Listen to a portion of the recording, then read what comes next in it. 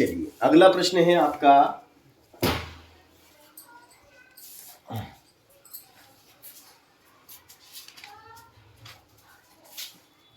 माध्य ज्ञात करना है।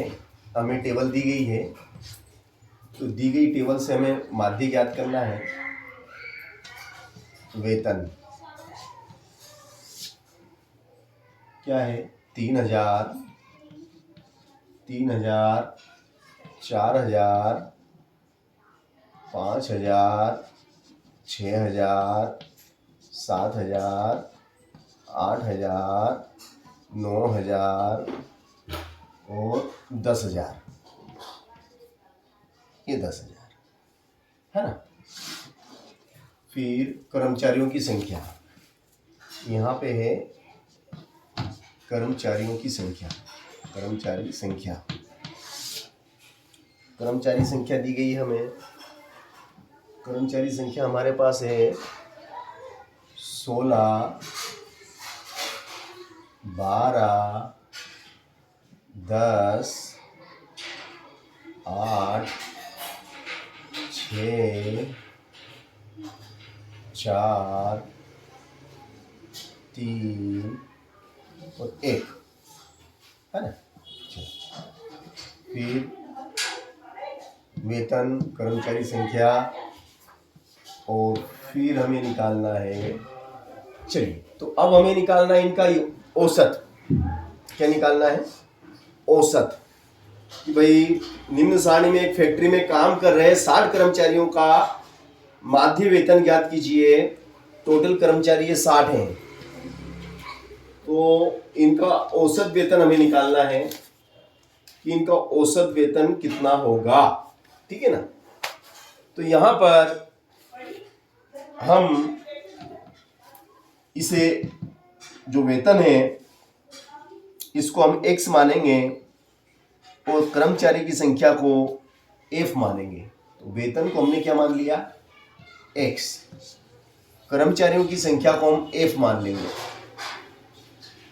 f, और x गुणित f या f गुणित x, ऐसा कर लो, f गुणित x।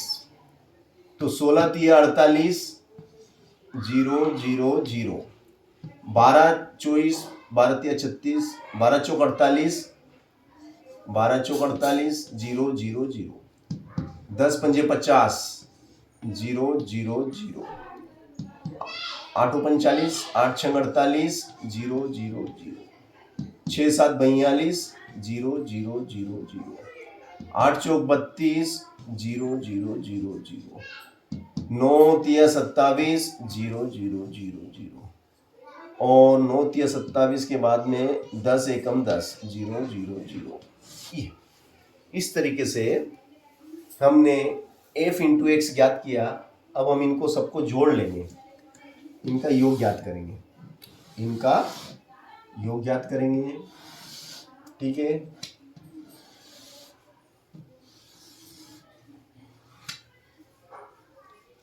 तो जोड़ कर लेते हैं अब हम। ठीक है।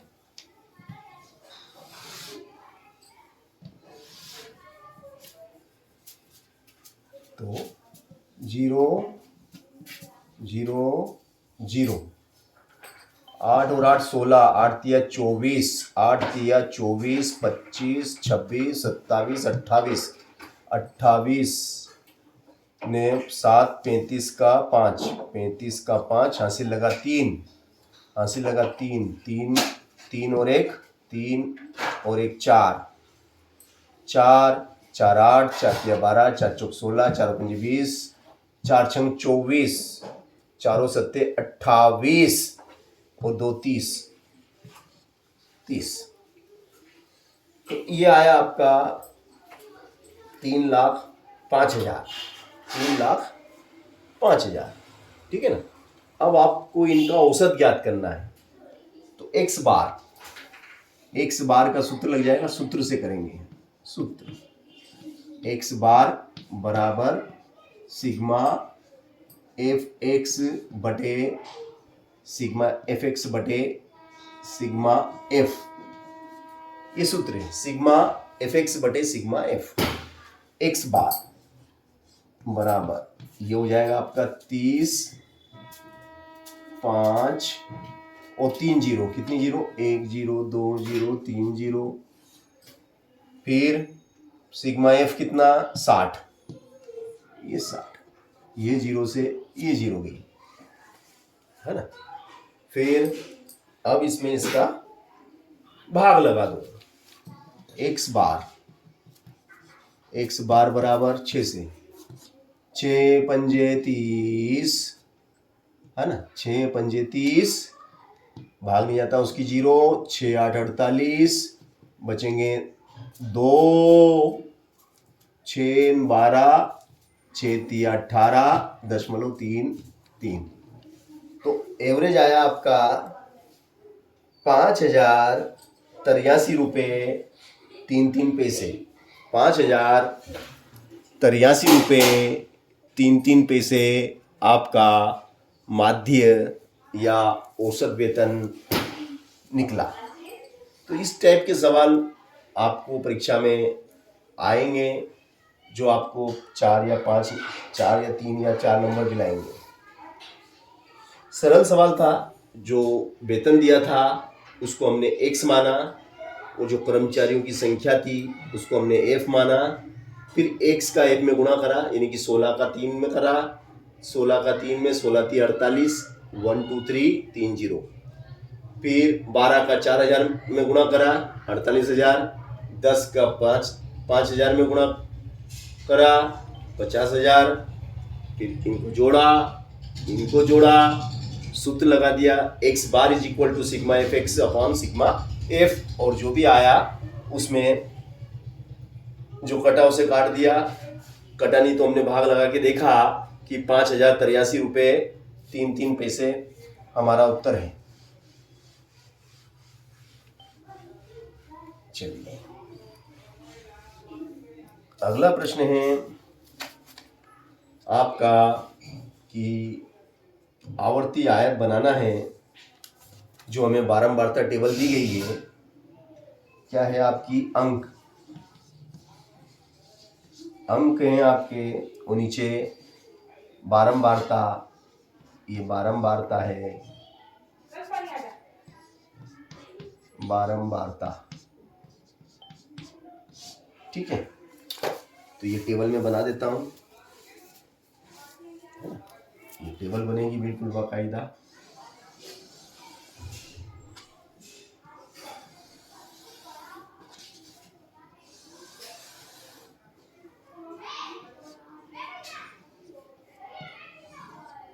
कितने, 1 2 3 4 5 6 7 8, तो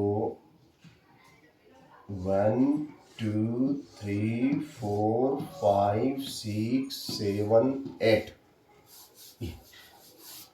है ना।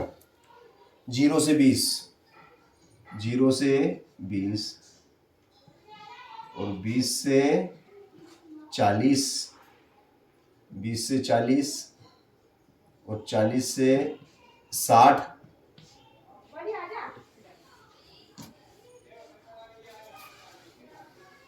जगह कम पड़ रही है।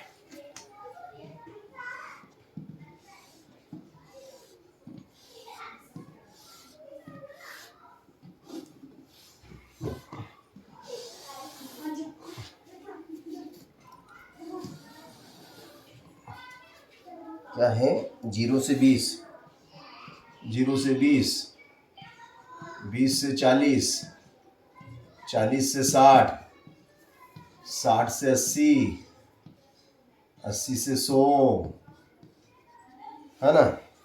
फिर 100 से 120, 100 से 120, 120 से 140 और 140 से 120 से 140, 1 2 3 4 5 6 7, 1 2 3 4 5 6 7, 7, 1 2 3 4 5 6 7, 7 ये, है ना।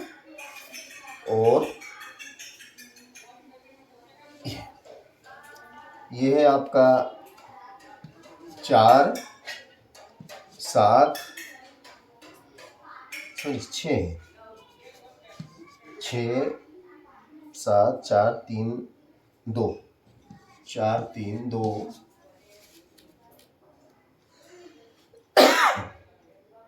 4 3 2 2 6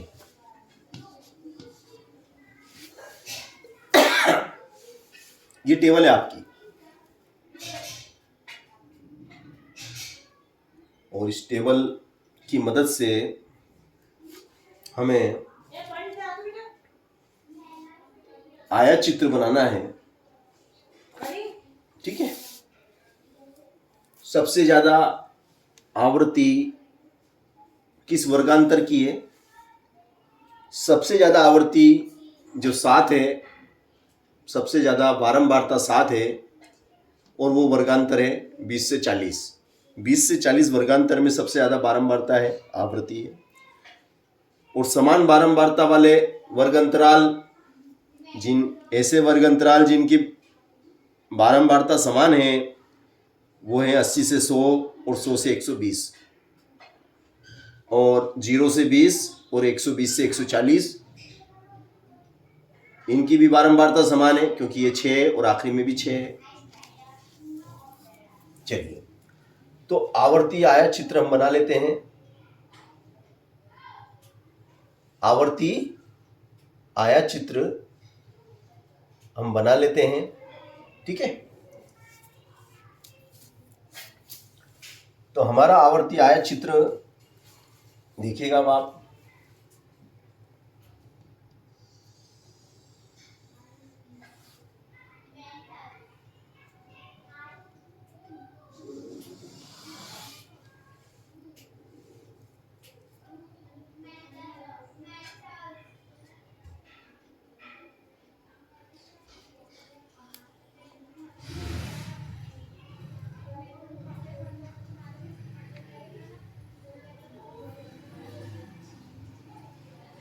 है ना, ये आपका 0 से 20, 20 है, फिर 0 से 20, 40, 60, 80, 100, 120, 140। 2 2 4 2 3 6 2 4 8 2 5 10 2 6 12 2 7 14। ठीक है। और ये अधिकतम बारंबारता 7 है।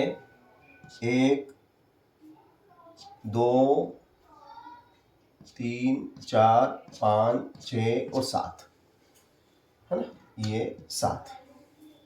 ठीक है। 1 2 3 4 5 6 और 7। 1 सेंटीमीटर, 1 सेंटीमीटर बराबर 1, और यहां पर आप चाहो तो 2 सेंटीमीटर भी ले सकते हैं कि 2 सेंटीमीटर बराबर 20, 2 सेंटीमीटर बराबर 20, यानी कि 1 सेंटीमीटर बराबर 10। अब 0 से 20 कितना है? 6। 0 से 20 6, तो ये 6। और फिर 20 से 40 7, तो ये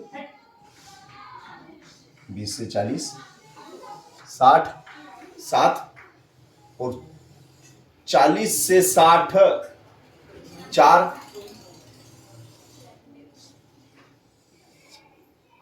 फिर 60 से 80 3,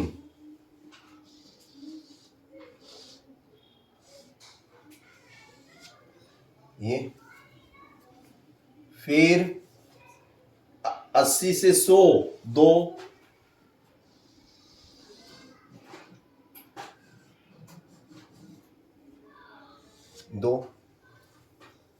फिर 100 से 120 2,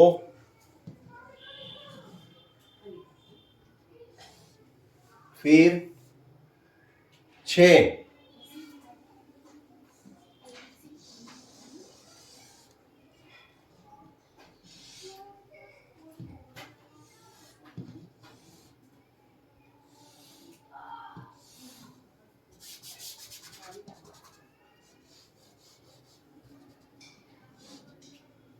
इस तरीके से ये हमने आपके सामने आवर्ती आयत बनाया। जो आंकड़े, जो डिजिट हमें दिए गए थे, उनकी मदद से आपके सामने ये आवर्ती आयत चित्र है। ठीक है, ये आपका एक्स अक्ष है और ये आपका वाई अक्ष है। एक्स अक्ष पे 2 सेंटीमीटर बराबर 20 या 1 सेंटीमीटर बराबर 10, 1 सेंटीमीटर बराबर 10 और वाई अक्ष पे 1 सेंटीमीटर बराबर 1 इकाई, 1 सेंटीमीटर बराबर 1 इकाई वाई अक्ष पे और 1 सेंटीमीटर बराबर 10 इकाई एक्स अक्ष पे। और इस तरीके से ये आपके सामने बारंबारता की मदद से आवर्ती आयत चित्र हमने बनाया। अब किस समूह में बारंबारता दिखे, तो सबसे ज़्यादा किस समूह में दिख रही है आयत?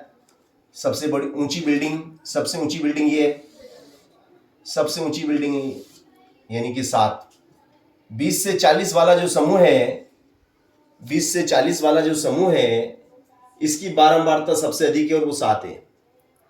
ऐसे दो समूह बताओ जिनकी बारंबारता समान है, तो ये 80 से 100 और 100 से 120, इनकी बारंबारता समान है।